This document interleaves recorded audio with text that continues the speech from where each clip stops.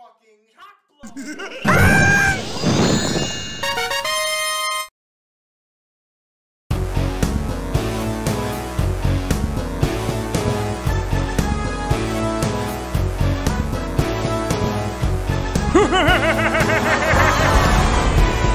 a Hollywood flick and a wacky critic. What you gonna watch? There's another remake, another mistake. What you gonna watch?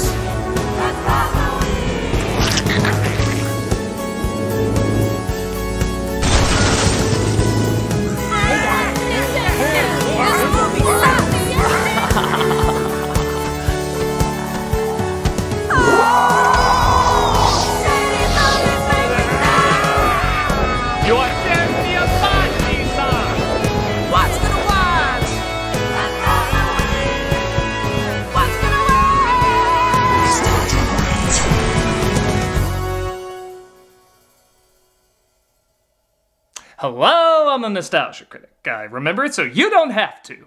You clicked on the video, you know what time it is, play that cheesy ass graphic!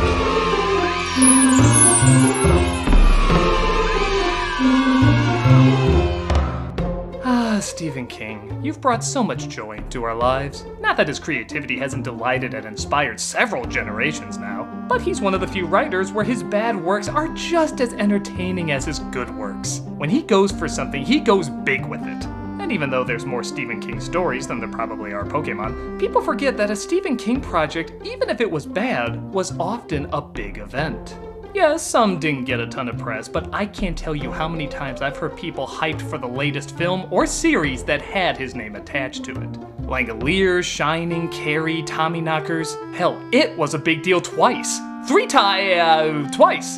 And by far one of the most hyped miniseries, if not the most hyped miniseries, The Stand.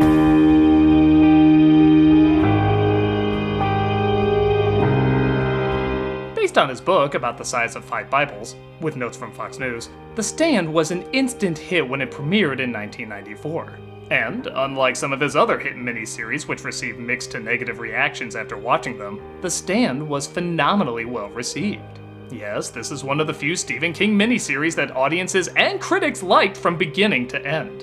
And with the series running a whopping 6 hours, and that's taking out commercial breaks, that's no small feat. The series was directed by Mick Garris and penned by King himself. And while their collaborations have been memorable, to say the least, this truly is among their best work. So you might be wondering, how am I gonna get that much material out of such a universally beloved series? It is still Stephen King and Mick Garris, guys! One of the things I love about these two is they go all out, which means they take more risks, which means there's always great, hilarious head-scratching moments. And God bless every one of them.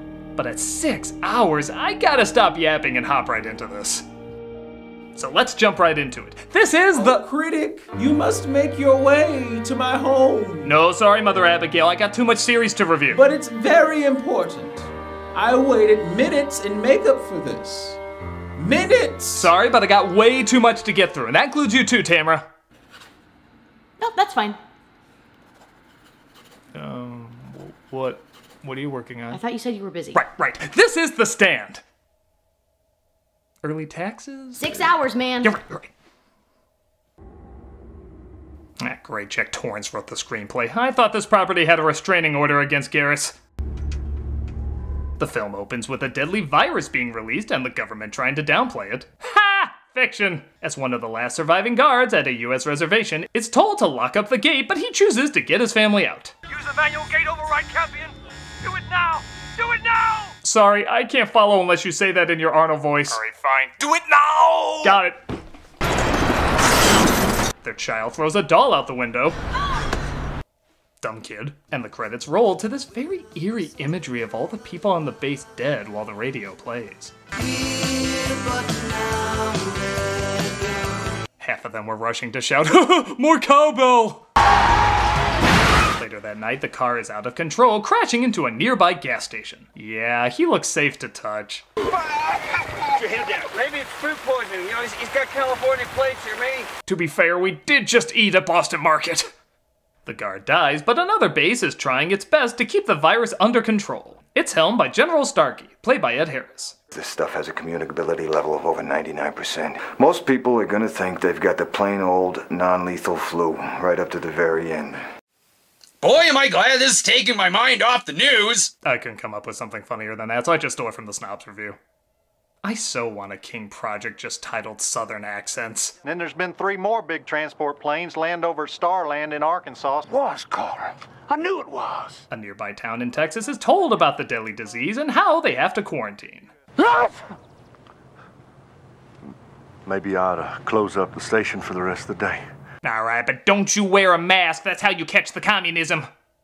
As expected, the town goes into lockdown, and the man who helped the sick driver named Stu, played by Gary Sinise, is forced into quarantine. I insist you get into the truck right now, or... What, you shoot me?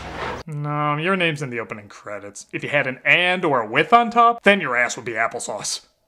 Meanwhile, an upcoming singer named Larry Underwood, played by Adam Stroke, is visiting his mother because despite his song rising in the charts, he's still financially struggling. This will clearly be the worst problem of his week.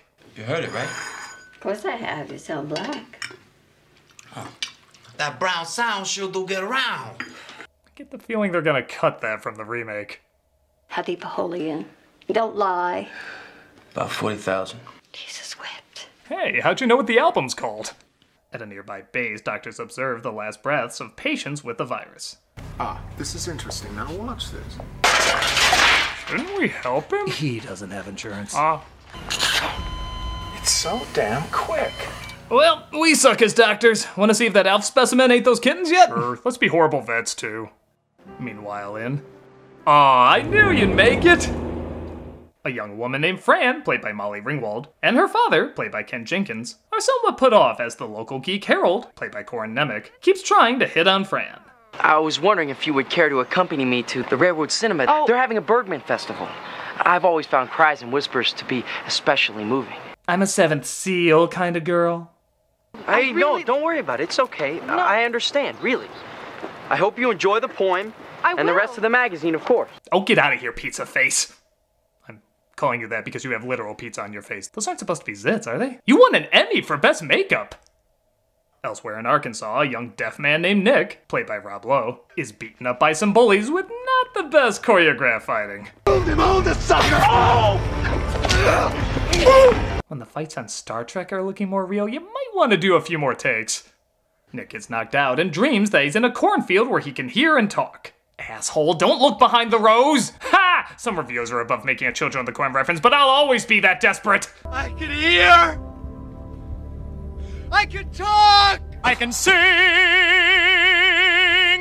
Thus we're introduced to easily the most memorable character, Mother Abigail, played by Ruby Dee. You come see me, Nick. You and all your friends. You got to hurry, though. There's a lot to discuss about her. You must make your way to the... But we'll do it when they reveal more about her character. Oh, shoot. Mother Abigail, you're what, 5 feet? And shrinking, darling. Thank you. I still don't get what you... Okay.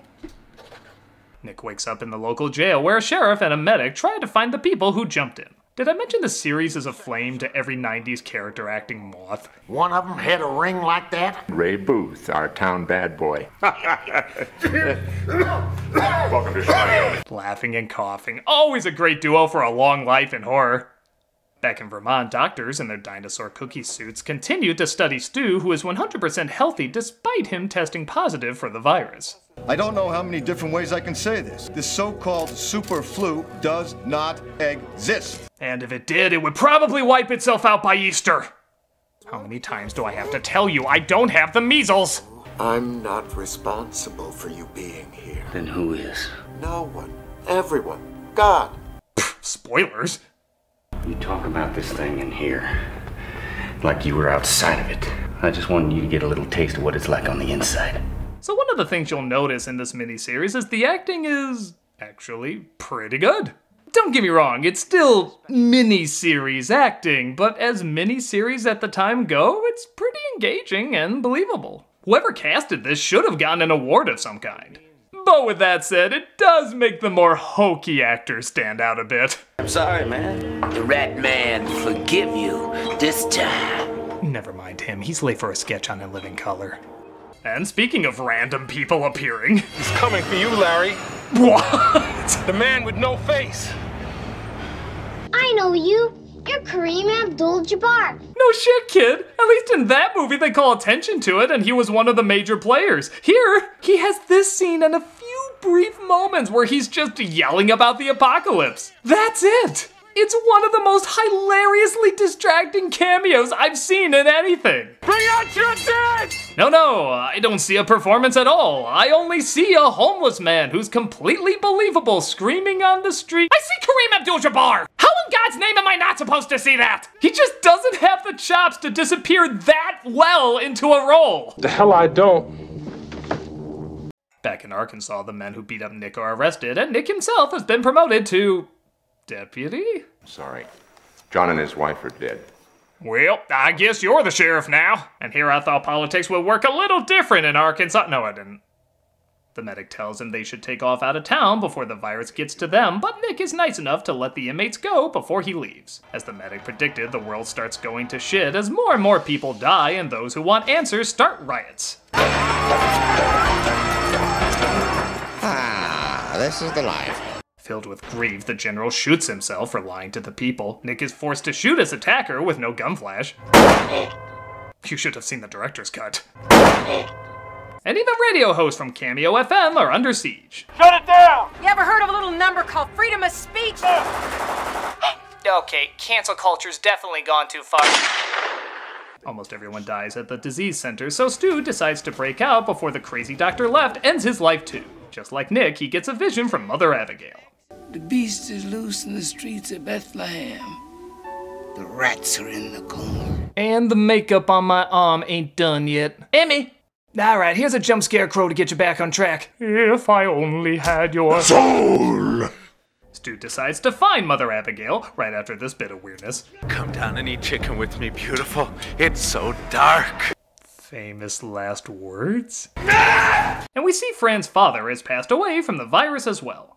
I love you, Daddy. I don't care what the internet says. Scrubs was funny as it was It was funny. Fran? Hey, remember when you said you wouldn't date me unless we were the last two people on Earth? To both be immune to something this big, it has to mean something. Well, there's gotta be other people. Oh, let's hope not. Oh, I mean the, opposite of that. Do you think that maybe I could be... Harold, we're always gonna be friends. Yeah, friends always listen to romantic songs on record and put their heads on each other's knees. Christ, Harold's crotch must be 5 seconds away from... Hello? Has anyone heard my song? If I'm the last musician alive, does that make it #1? Over here! Larry finds another survivor, though, named Nadine, played by Laura San Giacomo. You're not gonna shoot me, are you? You dangerous? I don't know. No, I'm not dangerous. Okay, word of advice. If you want me to pay attention, don't put Kareem's hilarious corpse eyeballing me in the background. We gotta get out of here. They realize that they don't want to live in a city smelling like dead ass. They should probably leave. Hey, look, it's what my parents said my future would be like. Bum-de-bum-de-bum. Matt Frewer plays, get this, somebody not very normal. A mentally ill anarchist named Trash Can Man, who blows up pretty much whatever he wants. How do I know he's crazy? The same way everyone's shown to be crazy in this. Wide-angle close-ups. I'm gonna stick you in the nut hat, Trash. Hey, Trash! Why didn't you burn up the school? I get it. French class. Shut up! Like the other survivors, he hears a voice calling out to him, but it's not Mother Abigail. I will place you high in my councils, Trash. The cult of Grouch has begun. Meanwhile, we see Mother Abigail is so old-fashioned she doesn't even believe in plumbing. So does she clean that? Oh, I'm gonna ignore that for now. As she sits around waiting for a PureFlix film to be made about her. I hear you, Lord, and I'm in the way of doing your will. But I don't much like it. Well, is it time? Alright, let's talk about Mother Abigail. The reason I want to dedicate a whole section to her is, well, this might be the only time I've seen a religious person in a King movie or series that's not totally insane. Whenever religion is brought up in a King story, it's usually from an extremist or crazy nut who ties in somehow to what the horror element of the story is. So it's bizarre that not only is this a positive religious character in a King story, but it's almost ridiculously positive. What a friend we have in Jesus.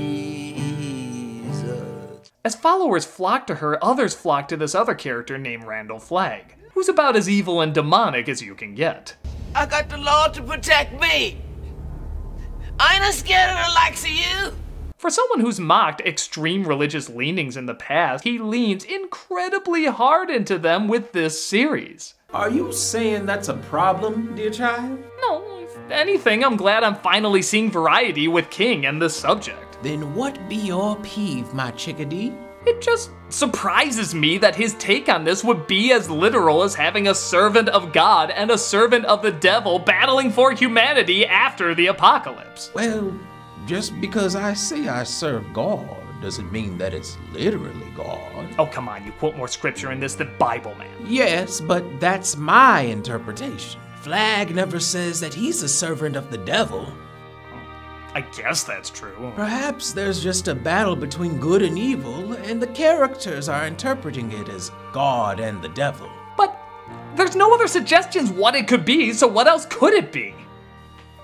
Langoliers? Oh, Christ. Turin the Turtle? Really? That comet from Maximum Overdrive. You know what, it's done well, so I should just count my blessings. That's literally what I do every day. Really? Yes. 1, 2, 11, pie. I think we're done here. Pumpkin. Speaking of which, an evil presence named Randall Flagg, played by Jamie Sheridan, is breaking survivors out of jail and showing off some pretty cool effects. You got stuck with nothing to eat but rat tartare. Bad luck. Look here. I love this guy. He acts like an evil Garth Brooks and looks like Fabio wearing a John Tesh mask. Now, there's a lot to do, and we have to work fast. Meanwhile, Larry puts the moves on Nadine, but it looks like she can't go all the way, possibly because she's in cahoots with the Lord of Evil. Man, I thought it'd be the opposite. If God's followers have to be celibate, I assume Satan's followers would have to bang a goat every day or something. Larry, if I stay, we'll end up sleeping together, and I can't have that. Blue balls! Later, we see Nick come across a mentally disabled man named Tom, played by Bill Fagerbakke. I'm sorry, mister, I can't read. I went to school, I made it to the 3rd grade. I could read some Curious George when I left, but since then I kind of forgot. So here's the thing about this performance. I don't believe he's mentally disabled for a second. I think of performances from things like What's Eating Gilbert Grape, or Malcolm in the Middle, or even Stephen King's Dreamcatcher. Even though they can be funny too, they still seem believable and work within the reality created for them. Tom is played more dim. That could be because he's played so many dim characters. And yes, there is clearly a difference in how you play the two. I thought a few decorations would cheer up Main Street. Decoration is my hobby. With that said though, he is still really likable. I feel like this could easily have turned into Simple Patrick the Starfish, but he finds the charm and even respect for the character that, while I don't believe is disabled, is still enjoyable to be around. M-O-O-N. That spells hobby. Oh, except for this gimmick. M-O-O-N. That spells ready. Yeah, that's the joke. He can't read, so he spells everything M-O-O-N. It kinda plays a part later, but trust me, it's not worth hearing it a million times. M-O-O-N. That spells Tom Cullen. M-O-O-N. That spells deaf and dumb. M-O-O-N. That spells Tom Cullen. M-O-O-N. That spells parade. M-O-O-N. That spells toolkit. M-O-O-N. That spells hobby. M-O-O-N. That spells ready. M-O-O-N. That spells the Oh my God, shut up! Anyway, Stu comes across an old man named Glenn, played by Ray Walston, who both have been dreaming about Mother Abigail. Not like that. I don't think. And decide against their better judgment it might be worth traveling to find her. So I'm gonna go to Nebraska. You wanna come with me? Why not? Well, you don't sound very enthusiastic. Well, I am leaving a safe, spacious, beautiful house in the middle of the apocalypse. You know, fuck you, I'm staying. You hear that? But Rhinestone Cowboy and Eglantine Price stumble across them and discover, hey, they're off to see the wizard too! But Harold doesn't want to go with them. I don't like the looks of them. This one in particular. Can I talk to you for a second? I want to do a puppet show for you. It's called Fisty Meets Face. They eventually agree, and meanwhile, Nick and Tom come across their own strange visitor, played by Shawnee Smith. Oh, somebody finally shows up in this crappy town and it turns out to be a deaf mute. That's as funny as the writer of this review not seeing the Saw sequel, so he can't make a joke about me in them. Get over here. Is that a gun in your pocket, or... Oh, for once it is a gun. No, what's that? He's just a retard. He doesn't feel things the way that you and I do. I'll just say it. You know how Jack Gleason played a villain so well that people actually started to hate this poor actor? I friggin' despise this bitch. She is just so mean and so dumb. I don't want medicine, mister. That's just poison. No, sir. His daddy said don't do it.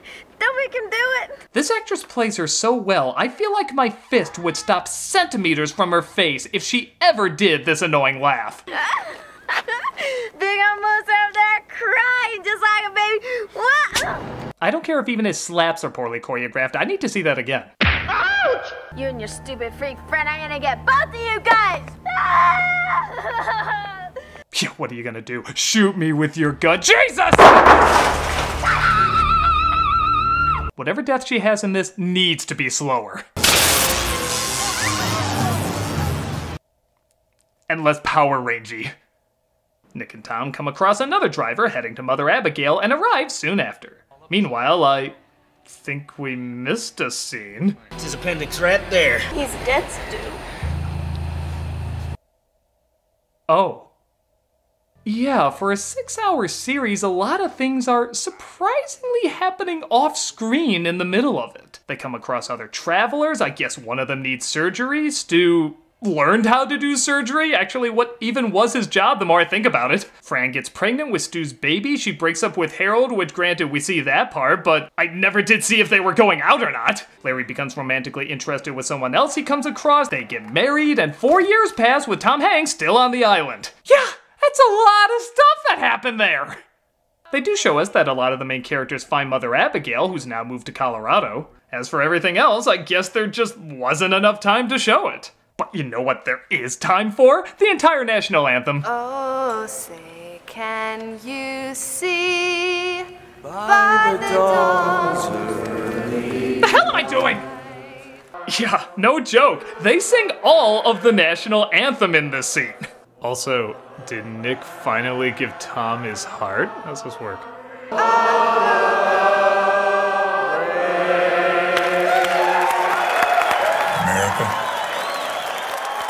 Okay, to the series' credit, it is still acted well, and we get an idea of what the new characters added are like very quickly.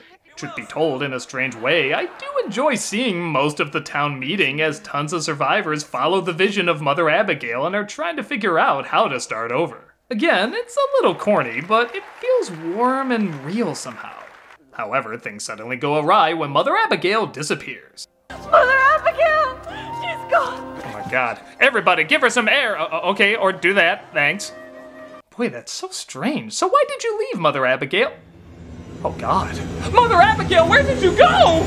I'm sorry, I was just cleaning my outhouse. Plumbing is of the devil, you know. Wait, plumbing is? Yes, and so is football. Football? So are turkeys, knee socks, and peoples whose earlobes connect to their necks. Okay, why was I following you again? Because I'm a wise old black woman you dreamt about. So that makes you a radio to God? I think so. Maybe. Hey, Mother Abigail, do you prefer green dresses or blue dresses? Let me ask God. Hello, God? What dresses do I like? Got it. I'll have the soup. Got it. Do you have any soup dresses? Any other year this might be odd.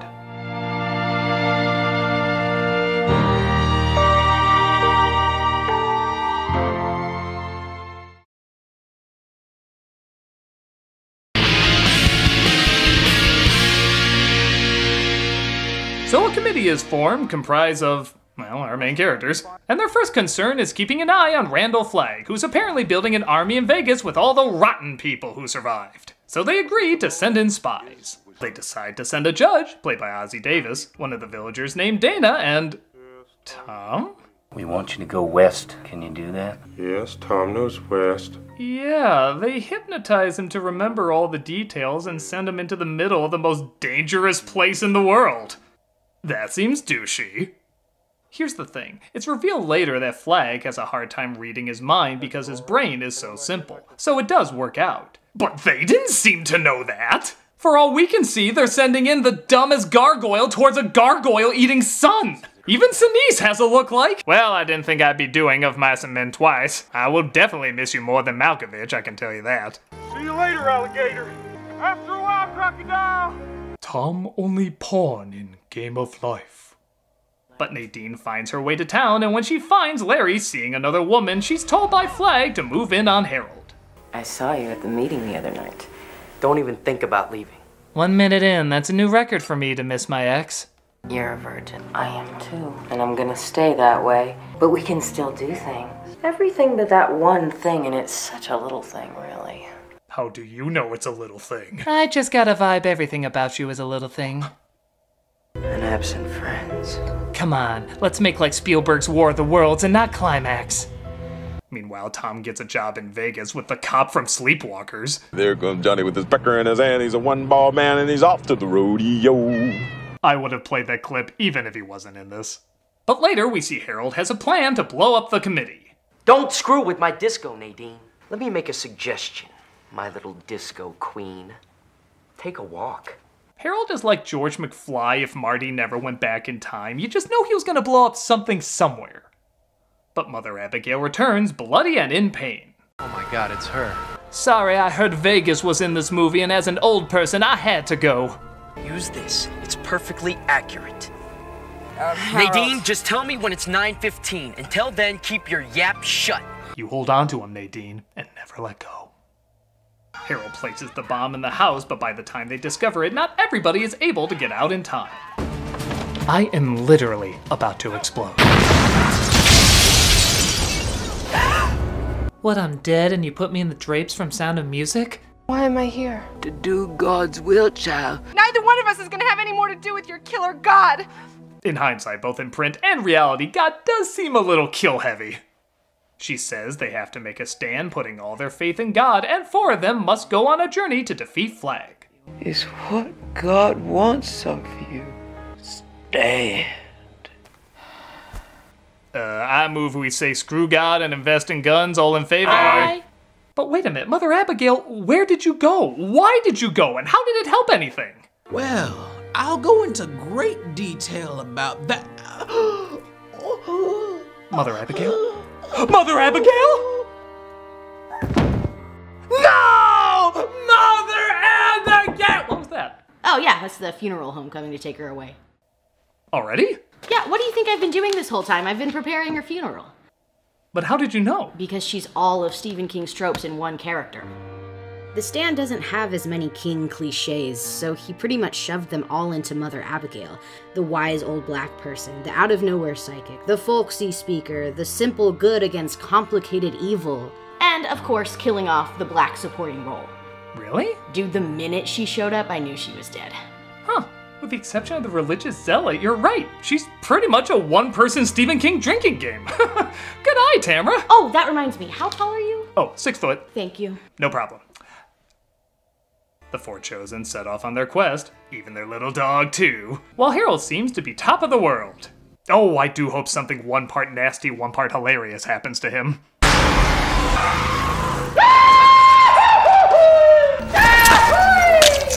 No, dude.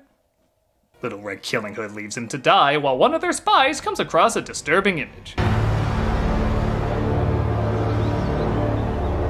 Well, at least their rehab clinic is strict. One of the trademarks of Mick Garris's projects is he likes to put other horror directors in as actors. So here's Alfred Hitchcock. That was him! Come on, he's getting away! He and another assassin are told to take out the spy, but to do so without bloodying him up too much. Asking Sam Raimi to hold back on blood is like asking a celebrity not to tweet about politics. It's kind of impossible. You in a heap of trouble, son. To quote what you said to Bruce Campbell, this is what's best for the picture. Flag also figures out Dana's a spy, either that or he's mad she didn't hide the mics better in her scenes, and he calls her up to talk to her. Your old black witch is dead. Your people are in confusion. That's it, dear. You mean I can just go? Oh, there is one more thing. It's my death, isn't it? Garrus, your sleepwalkers is showing. Dana falls on a shard of glass, leading to one of my favorite reactions. Bitch. Uncle Freddy took over writing for that bit there. Nadine returns to Flag and she discovers sex with the devil isn't as fulfilling as she thought it would be. We are dead, and this is hell. I heard they said that every day on the set of Carrie 2. He reveals that Nadine is pregnant while his second-in-command, Lloyd, played by Miguel Ferrer, says they know who the third spy is, but he might have gotten away. And you let me go upstairs without telling me? I could pop your neck like a dick and snap into a Slim Jim! Your seed is cold. Nadine decides she's jumping for two, and where director Raimi was perfectly cast as a bumbling hick, director John Landis is not exactly a badass mercenary. You know, I thought there'd be whores. That's what he said when he demanded payment for Blues Brothers 2000. What was that? You look like Leonard Maltin with a pop gun. Stop trying to act cool! Meanwhile, our four travelers come across a massive hill, so Stu decides to see if it's stable. I told you! Piece of cake! Piece of cake! Piece of cake! Piece of cake! Piece of shit. Stu breaks his leg, and rather than taking him with, they decide to leave him behind. Why? Because it's God's will.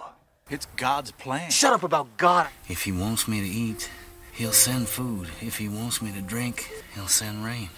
You know, for a guy who crapped on religion several times, this is having a bit of a war room feel, isn't it? He's eventually saved by Tom, but the remaining three turn themselves in, and one of them is shot by Lloyd. It's all right, Mr. Henry. You don't know any better. I would have been in Mr. Magoo for the money, too. Not gonna lie, I thought a Stephen King story would feature a guy called Rat Man a lot more than it is. One less rat man in the world. Shut up that honky voodoo. He still makes every moment count. The other two are dragged out in front of a crowd to be made an example of. This ain't how Americans act! We gotta stop this!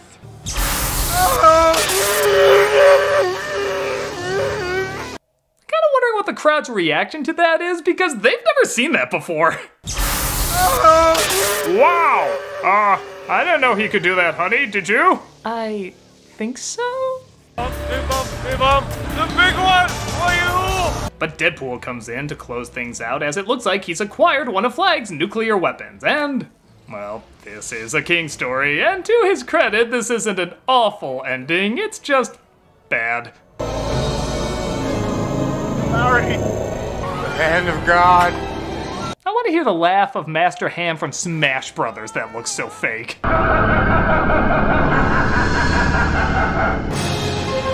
The hand blows up the missile because, let's face it, the author of Left Behind is writing this now, as Tom and Stu watch from afar. Well, we should be blind.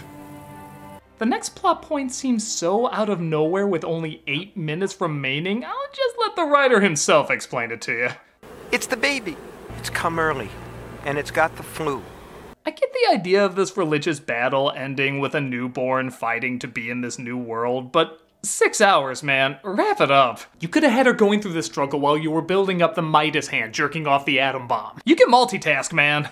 I think the baby's gonna live. Thankfully, it is pretty short at the end, and the baby, of course, ends up surviving, and if we didn't have that scene, we might have missed out on this. Peek, baby. Oh my god! Ain't you beautiful?